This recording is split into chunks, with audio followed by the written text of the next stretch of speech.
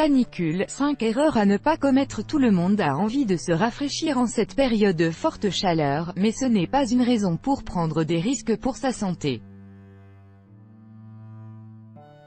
Rappel de quelques erreurs, plus ou moins graves, à ne pas commettre. Prendre une douche glacée, le moment, l'eau froide fait du bien, mais le corps la ressent plutôt comme une agression et va lutter pour maintenir la température corporelle à 37 degrés.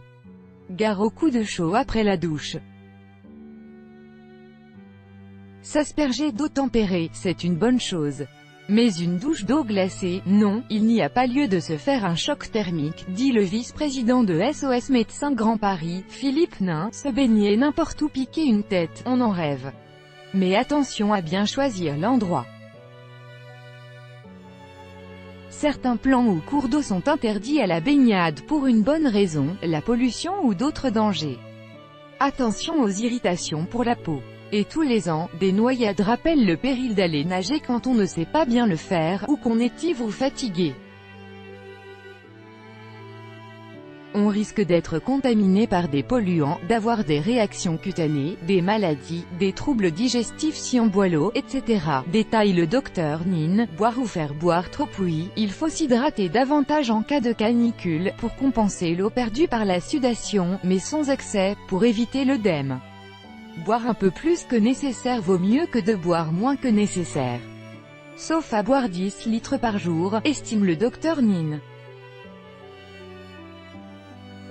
Descendre une ou plusieurs bières très fraîches est aussi une mauvaise idée. L'alcool est d'autant moins bien supporté qu'il fait chaud. Rester inactif dès que la température grimpe, surtout l'après-midi, il est recommandé de réduire son activité.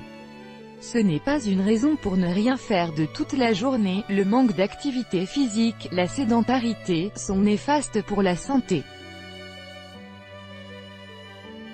Il faut au contraire profiter des heures les moins chaudes, en début de matinée ou en soirée, pour s'aérer et marcher, voire faire du sport.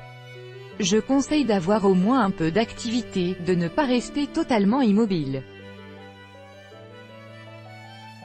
Cela dit, si on est fatigué, il est normal de se reposer. D'après le médecin, dormir à côté du ventilateur, la tentation est forte de profiter toute la nuit d'un souffle d'air frais. Problème, c'est un air parfois très sec et froid, qui au bout de plusieurs heures risque de dessécher les sinus ou la gorge, et de causer des crampes ou contractions musculaires. Sans compter le risque pour les allergiques plus exposés aux impuretés de l'air. Avoir le nez sous le ventilateur n'est pas conseillé. Mais dormir dans une chambre bien aérée, c'est important, donc on doit trouver la bonne distance avec le ventilateur, pense le docteur Nin. Tout droit de reproduction et de représentation réservé. Copyright 2018, Agence France Presse.